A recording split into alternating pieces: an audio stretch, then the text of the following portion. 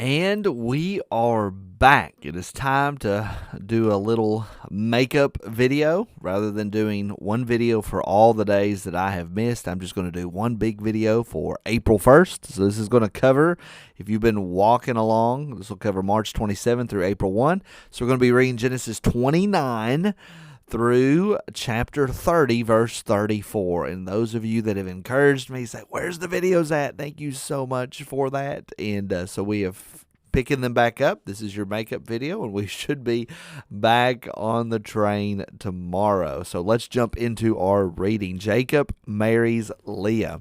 You remember Jacob is on his journey. He's deceived his brother Esau. Now he is going to Haran because it's time for him to find his wife.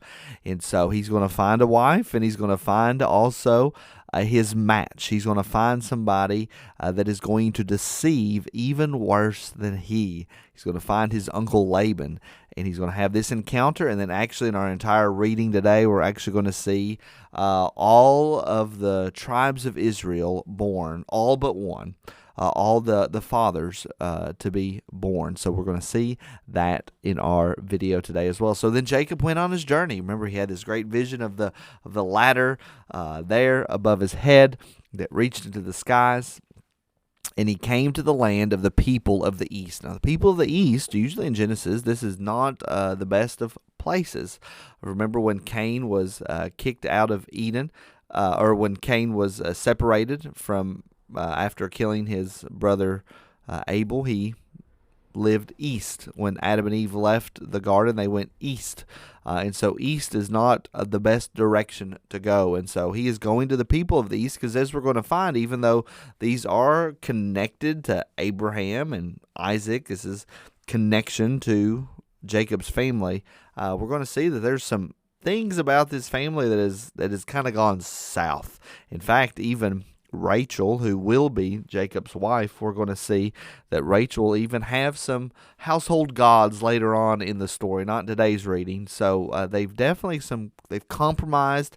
They don't totally even understand who this Lord is. And so as he looked, he saw a well in the field. Remember, that's the exact same place that the servant of Abraham found Rebekah, Isaac's wife. So as he looked, he saw a well in the field, and behold, 3 flocks of sheep were lying beside it. I need to make sure you got me. Yeah, you all are hearing me. So there's 3 flocks of sheep lying beside it, for out of that well the flocks were watered. The stone on the well's mouth was large, and when all the flocks were gathered there, the shepherds would roll the stone from the mouth of the well and water the sheep, and put the stone back in its place over the mouth of the well. A lot of details about how the sheep were to be watered. Jacob said to them, "My brothers, where do you come from? What are you all here for? You're gathering the sheep together. Where do you come from?" They said, "We are from Haran." Oh, that's where he's trying to get to. And he said to them, "Do you know Laban, the son of Nahor?" They said, "We know him." He said to them, "Is it well with him? How's he doing?" They said, "It is well. And see, look over there. There's Rachel. Rachel's his daughter, and she's coming with his sheep and with the sheep." And so he said, "Behold, it is still high day. What are y'all doing here? It is not time for the livestock to be gathered together. You need to water the sheep, and you need to go pasture them." But they said, "We cannot until all the flocks are gathered together, and the stone is rolled from the mouth of the well. Then we water the sheep." And so you're wondering, okay, are they being kind of lazy here? Why are they not going ahead and watering the flocks that have arrived, and then they can go on? But there they are. There's almost like a bottleneck here. And what Jacob is going to end up doing is what Moses will end up doing in the book of Exodus. When he finds his wife as well, he's going to roll the stone away and water the sheep of his future wife as well. So this whole idea of meeting your spouse at the well is really a theme, both in Genesis and then also for Moses as well. So while he was still speaking with them, Rachel came with her father's sheep, for she was a shepherdess. Now, as soon as Jacob saw Rachel, the daughter of Laban, his mother's brother, and the sheep of Laban, his mother's brother, Jacob came near and rolled the stone from the well's mouth. So here he is. He is serving. He is immediately coming and taking care of the situation. The other workers there weren't quite doing what they were supposed to be doing. They were waiting. And so Jacob, rather than letting these guys do it, Jacob comes and he rolls the stone from the well's mouth. Exactly what Moses does. And again, this is an example for us to follow. Any time that we see service happening in scriptures, we know that is God's heart. God wants us to serve one another and love one another. So he came and he watered the flock of Laban, his mother's brother. Then Jacob kissed Rachel and wept aloud. Now, this isn't this is not him in a romantic way, but it would lead to that. But this would be a normal greeting. We're going to see Laban is going to do the same thing when he sees him as well. And he wept aloud. Okay, he's saying, "Here, I'm here at the well. Immediately, I have met my my brother's daughter. I've come to this well and I found the family that I'm looking for." And so he's just so happy to see Rachel, meeting her for the first time, and ultimately he is going to fall in love with her. And Jacob told Rachel that he was her father's kinsman and that he was Rebekah's son, and she ran and told her father, say, "Oh, you're my cousin." Now remember, in these times that was normal for this close of relatives to marry one another. There would be laws later on that would be against that, even in the Old Testament. So as soon as Laban heard the news about Jacob, his sister's son, he ran to meet him and embraced him and kissed him, and brought him to his house. Jacob told Laban all these things, and Laban said to him, "Surely you are my bone, and you are my flesh." And so this is a bit of an ironic statement. Yes, he is his kinsman. Yes, he is his nephew. Yes, it's so good to see him, but it is far more than just him being a relative of him and really being of bone and flesh. They are actually cut from the same cloth. They are both deceivers, and they will both go about deceiving each other and working against each other. And so Jacob then stays with him a month. He's going to make this his home. He's going to be here for quite a while. Then Laban said to Jacob, "Because you are my kinsman, should you therefore serve me for nothing? You're staying here with me. You're working with the sheep. I think you need to be paid something. So tell me, what shall your wages be?" Now Laban had 2 daughters. The name of the older was Leah. That's going to be important that the older was Leah. The name of the younger was Rachel. Leah's eyes were weak. That is a kind way or a euphemism of saying that Leah was not as beautiful as Rachel. Leah's eyes were weak, but Rachel was beautiful in form and appearance, and Jacob loved Rachel. And he said, "I will serve you 7 years for your younger daughter Rachel." Remember, this number 7 is always an idea of completion. A complete number, it's God's number. Remember, God created the world in 6 days, and then he rested on the 7th day. 7 is that number of completion. It's God's number. He said, "I'm going to work for you for 7 years for your younger daughter Rachel," not your older one, your younger one. And Laban said, "It is better that I give her to you than that I should give her to any other man. Stay with me." So Jacob served 7 years for Rachel. And here's your wonderful love story line. "And they seemed to him but a few days because of the love he had for her." Right? Jacob is working, he is serving, and it doesn't seem like it's anything because he loves Rachel so much. He's working for 7 years in order to marry her because he didn't have any sort of gift. Remember, Isaac didn't send money along with Jacob. It's just Jacob coming all by himself, and he is having to work to pay the endowment, to pay what the father would normally pay to the father of the bride. And so he's working these 7 days, but it doesn't seem anything to him because he loves Rachel so much. Then Jacob said to Laban, "Give me my wife, that I may go into her, for my time is complete." It's been 7 years. It's time for us to get married. So Laban gathered together all the people of the place and made a feast. So there's this great feast going on, this great celebration of the marriage. And the key part is that this is happening in the evening. And the way that this would work is that the bride would be veiled when she is presented to her husband. And so he did not see her. And that's going to be important in just a moment. Verse 23, "But in the evening he took his daughter Leah." Well, he He's supposed to be marrying Rachel, and Laban gives Jacob Leah and brought her to Jacob, and he went into her. And then Laban also gave his female servant Zilpah to his daughter Leah to be her servant. This is going to be important in just a moment as well. And in the morning, behold, it was Leah. So they got married. They went on their honeymoon. Jacob wakes up and realizes this is Leah. It's not Rachel. I'm supposed to marry Rachel. This is Leah. And you are even thinking that Leah would have definitely been involved in this trickery. And so here again, Jacob has met his match. He has met a deceiver that is greater than him. And Laban has definitely deceived Jacob in this way. And Jacob said to Laban, "What is this you have done to me? Did I not serve with you for Rachel? I thought I'm really confused here. Why then have you deceived me?"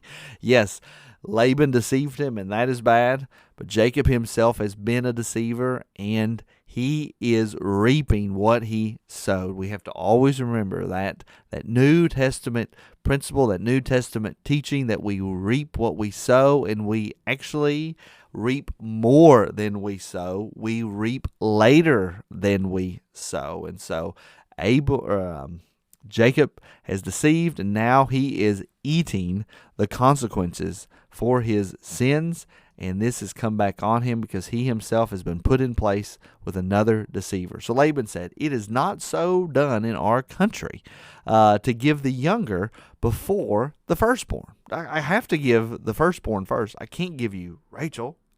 I've got to give you Leah first. So that's why we did this. So complete the week of this one, and we will give you the other also in return for serving me another 7 years. Here's the trickery. So Laban is going to get another 7 years of service out of Jacob to marry the lady that he wanted to marry in the first place. So Jacob is going to work a total of 14 years to marry the lady he wanted to, and then also to marry a lady he did not want to. Again, this is all descriptive and not prescriptive. The way the people of Israel come about is not in a good way. We're told that God created Adam and Eve, and he created one man for one woman. This is not the intention of God's heart, but this is how the people of God has come together. In fact, this is a very messy situation, and we will see that in completion. Jacob did so. So he worked, and he completed her week. Then Laban gave him his daughter Rachel to be his wife. Laban also gave his female servant Bilhah to his daughter Rachel to be her servant. So Zilpah and Bilhah are going to be the servants. Bilhah is the servant of Rachel. Zilpah is the servant of Leah. Those two servants are going to be very important in just a moment. Because you remember how Sarah said, God's not giving us a son yet. Why don't you have a child through our servant Hagar? It's going to be the same situation that's going to be happening with Leah and Rachel as the 12 tribes of Israel come into existence, or the father of each of these tribes. All of them minus one. Benjamin will be born later. So Jacob went into Rachel also, and he loved her more than Leah. Well, this was a good reason. You don't have multiple wives. You don't have multiple husbands. That's why God didn't set it up that way. There's going to be favoritism. It's just impossible. And so he loved Rachel more than Leah. It's a sin. Be a sin to love one child more than the other. It's not good. And it's going to create a bad situation. And then he served Laban for another 7 years. So now we're going to look at the births of 11 children. I think all 11, if I'm counted right as I went through. All of them, but it would be 12 children because we see the daughter is born as well, Dinah. But we will see Benjamin will be born later on. So verse 31, when the Lord saw that Leah was hated, he opened her womb, but Rachel was barren. So we're going to see that there is this divine intrusion into the situation.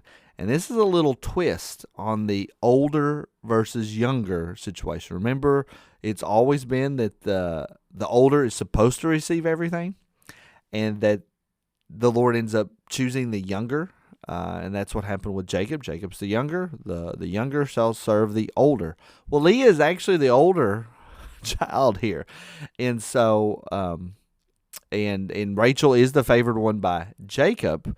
But here it is that God, realizing that it's not necessarily birth order that's important, but it's the favoritism that's going to be more important. So he's realizing, okay, Rachel is loved, Leah is hated. Well, then the Lord is intervening and actually working on behalf of Leah, working on behalf of the less favored one. He saw that Leah was hated. He opened her womb, but Rachel was barren. The Lord is intervening. God is working, and he often does this so much. So he does it, and then Leah conceived and bore a son, and she called his name Reuben. First child born, one of the tribes of Israel, Reuben. For she said, because the Lord has looked upon my affliction, for now my husband will love me. So Reuben, firstborn of everybody. Reuben will come into play later on when the Joseph story begins, and Joseph is sent off to Egypt. Verse 33, she conceived again and bore a son, and said, because the Lord has heard that I'm hated, he has given me this son also. And she called his name Simeon. And again, she conceived and bore a son, and said, now this time my husband will be attached to me, because I've borne him 3 sons. Surely he's going to love me now. Therefore his name was called Levi. This is going to be the great Levitical priesthood. This is going to be the tribe that is set aside to operate the temple and to operate the sacrifices for the nation of Israel. Notice they are coming from Leah, not Rachel. And she conceived again and bore a son, and this time I will praise the Lord. It's almost like she's kind of come to terms with, Jacob's never really going to honor me, love me. I'm going to praise the Lord for the children I have. And therefore she called his name Judah. And this is the promised child, because from Judah will ultimately come King David. From the tribe of Judah will come Jesus Christ. So here's the promised line. It's Abraham, Isaac, Jacob, Judah. So both two very important tribes right here are born to Leah. Levi, the priestly tribe, and Judah. Moses and Aaron are going to come from Levi. So future leaders of Israel coming from the tribe of Levi. Judah is ultimately where Jesus comes from. And notice, Judah is actually the 4th born. He's not the youngest, because Leah will have more children. But as far as this situation, he is the youngest of the 4. And ultimately, Jesus is going to come from that tribe. Chapter 30, when Rachel saw that she bore Jacob no children, she envied her sister. She said to Jacob, give me children or I shall die. Okay, so Rachel's definitely sinning here. She's trying to grasp the things that she should not be grasping after. It's a good thing for children to have, but she is worshiping it and loving it so much that she needs to have that or she's going to die. And she's going to end up sinning because she is wanting children so much. And Jacob's actually kind of mad at her. Jacob's anger was kindled against Rachel. And he said, am I in the place of God, who has withheld your fruit, or withheld from you the fruit of the womb? Then she said, here's my servant Bilhah. Go into her so that she may give birth on my behalf, that even I may have children through her. So here is the massive soap opera that's happening. So she's saying, hey, if I can't have children, then why don't you have children through Bilhah? So she gave her servant Bilhah as a wife, and Jacob went into her, and Bilhah conceived and bore Jacob a son. Then Jacob said, God has judged me, and has also heard my voice, and given me a son. Therefore she called his name Dan. Rachel's servant Bilhah conceived again, and bore Jacob a second son. Then Rachel said, with mighty wrestlings I have wrestled with my sister, and have prevailed. So she called his name Naphtali. So we got 2 new tribes, Dan, Naphtali. When Leah saw that she had ceased bearing children, so Leah's saying, Rachel's going to catch up to me because she's using her servant. So then she took her servant Zilpah and gave her to Jacob as a wife. It's a messy situation. This is the people of God. This is the family of God. This is how the 12 tribes of Israel come into existence. God loves using messy situations, messy families to give glory to the Lord. So if you feel like you're just not quite perfect, if you feel like you have some difficult things going on in your family, and the Lord could never use you, well, forget it, because the Lord can, and He does, and He enjoys using all sorts of people for His glory, for His honor. Just look at this family right here in the drama that is happening. And Leah said, good fortune has come. So she called his name Gad. So now she's having children through Zilpah. Leah's servant, Zilpah, bore Jacob a second son. And Leah said, happy am I. I'm happy. I have another child, for women have called me happy. So she called his name Asher. So at this point we have 1, 2, 3, 4, 5, 6, 7, 8. We have 8 tribes of Israel now. 8 fathers of the future tribes. So 8 tribes have now come into existence. She called his name Asher. In the days of wheat harvest, Reuben went and found mandrakes. So now we see Reuben's an older guy here, now working in the field, and brought them to his mother Leah. Now mandrakes were considered to be a fertility food. So if you ate mandrakes, the rumor around the ancient world was that's going to help you conceive. That's going to help you have babies. And so Reuben went and found some mandrakes. Oh, we got some mandrakes here. And he brought them to his mommy, Leah. And then Rachel sees that this happened. She said, Reuben's got some mandrakes, and I've not had any kids yet, and maybe I should get some of their mandrakes, and maybe I will have a baby that way. So Rachel said to Leah, please give me some of your son's mandrakes. And Leah said, are you kidding me? What? So she said to her, is it a small matter that you have taken away my husband? Listen, sis, I married him first, and now you've come in, and he loves you more. You've taken away my husband. Would you also take away my son's mandrakes? You've taken my husband. You're going to take my mandrakes away too. And Rachel said, okay. Well, then he may lie with you tonight in exchange for your son's mandrakes. This is totally a soap opera. This is drama to the hilts, the biblical drama. And so Rachel's saying, hey, well, you can lay down with Jacob tonight, and you all can conceive as long as you give me those mandrakes, because those mandrakes are going to help me have a baby. So when Jacob came from the field in the evening, this is all worked together. There's no love in what's happening here. The ladies are using him for children, which was very, very important in the ancient world. So when Jacob came from the field in the evening, Leah went out to meet him and said, you must come in to me, for I have hired you with my son's mandrakes. So he lay with her that night. And Jacob listened to Leah, and she conceived and bore Jacob a 5th son. So now they have a 5th son. So if I'm remembering my numbers, is this child number 9? Leah said, God has given me my wages because I have gave my servant to my husband. So she called his name Issachar. Then Leah conceived again, and she bore Jacob a 6th son. Then Leah said, God has endowed me with a good endowment. Now my husband will honor me because I have borne him 6 sons. So she called his name Zebulun. So I think we're at number 10 now.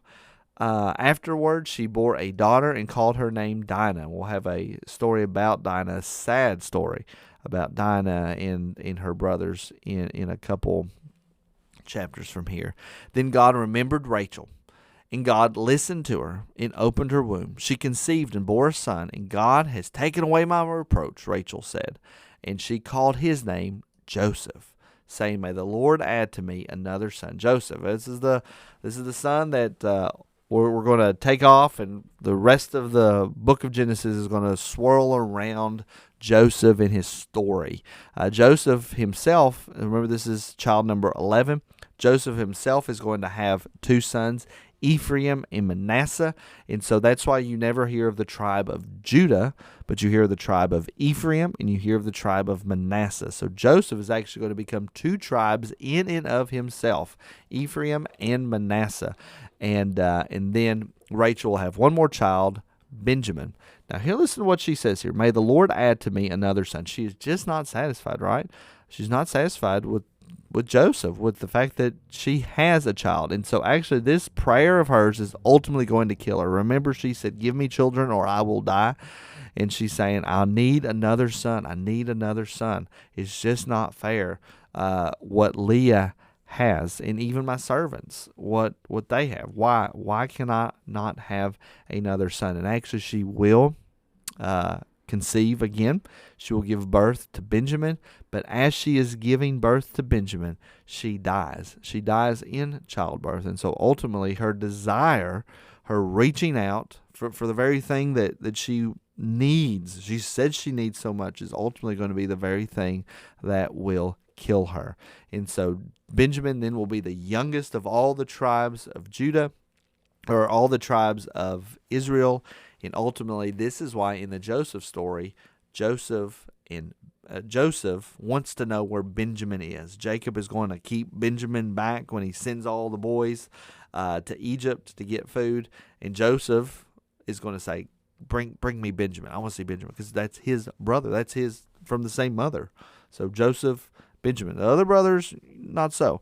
And I think we can also see why is Joseph the favorite child? Because it's Rachel's child, and that's why Jacob ends up giving him that coat of many colors. The story that we're going to see it's because Joseph is the oldest child of Rachel, and that is why Jacob is going to love him the most. Again, this favoritism, it just causes problems, right? Isaac did the same thing. Jacob ends up doing it. Our kids learn from us. We pass on the bad habits that we have, and we need to take care of our own bad habits so we don't curse our own children with the same habits that we do as well. So as soon as Rachel had borne Joseph, Jacob said to Laban, "Send me away that I may go to my own home and country." The deception is going to get even worse. Now we have 11 of the tribes of Israel have been born, and Jacob has said it's time to go home.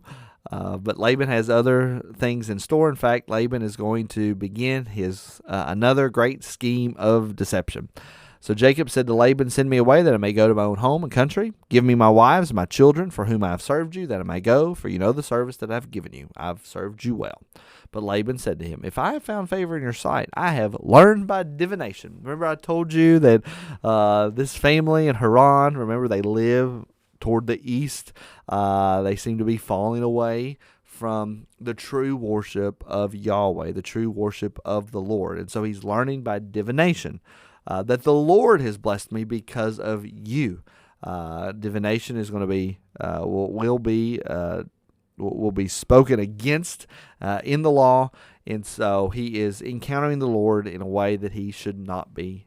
But he's learned that the Lord has blessed him because of Jacob. I think anybody would realize that one, because he's coming, and when Jacob is working for him, he's just prosperous. Name your wages, and I will give it. Jacob said to him, because Laban's like, I don't want you to leave me. You need to stay here. You need to keep working for me because I want to prosper because of you. And then Laban said, tell me whatever you want, whatever you need. What's your salary? What does it need to be so that you can stay with me? And Jacob said, you yourself know how I have served you and how your livestock has fared with me. You know how well things go when I am working for you. For you have had little before I came, and it has increased abundantly, and the Lord has blessed you wherever I turn. So the Lord is blessing you because I am with you. But now, when shall I provide for my own household also? You're getting all the benefits. I need to take care of my own household too. All of the work that I'm doing, you're getting all the benefits. I need my family to get the benefits as well. So he said, what shall I give you? Jacob said, you shall not give me anything. I don't want anything in particular, but let's just do this. I will again pasture your flock and keep it.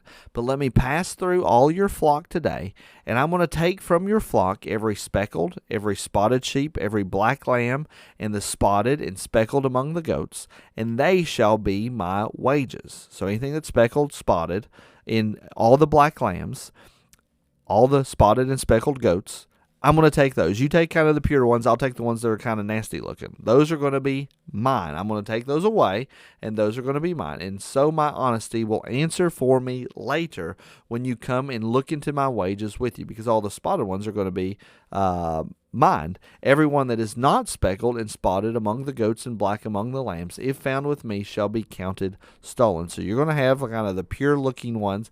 I'm going to keep all of the goats that are speckled and such, and those are going to be mine, and the others are going to be yours. And so Laban says, good, let it be as you have said. And so we're going to see Laban go down a road of trickery in just a moment, and we will pick that up tomorrow.